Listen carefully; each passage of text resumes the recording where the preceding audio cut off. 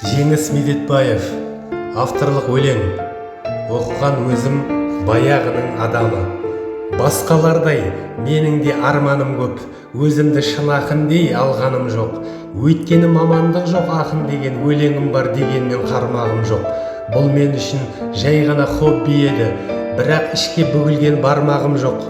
Ұлтың үшін шыбық та сындырмасаң адамға айналарсың, салмағым жоқ. Сондықтан білгенімді айтып жүрмін, шүкірлік көптен кейін қалғаным жоқ. Жай ғана қарапайым мұғаліммін, Исатай, Махамбеттей болғаным жоқ. Біреулердей атағым жоқ еді деп, көкелерге қоңырау шалғаным жоқ. Баспасөздің есігін тоздырмадым, далбалақтап қиғылық салғаным жоқ. Мүмкін әлде өмірде жай басармын, атақ қуып билікке барғаным жоқ. Уақыт төреші деп айтып кеткен, бұл өлеңде шындық бар, жалғаным жоқ. Ақиқаты картопты жарғаным жоқ. Мәңгі есімде адамы баяғының, көңілімде сыры аяғының. Күндіз түні бір сұрақ мазалайды, татимыз ба ұшына таяғының.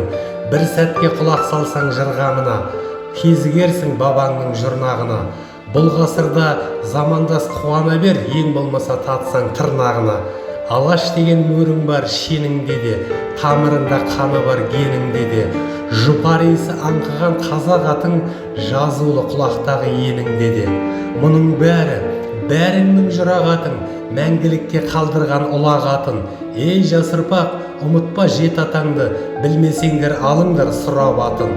Ұрпақ бол, бабан еске жиі алатын, рухани байлықты жия алатын.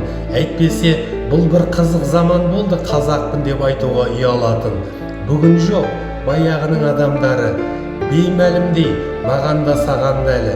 Сонда да желеп-жебеп жатқан шығар, құт болсын деп ұрпақтың қадамдары. Алтын ғой баяғының адамдары.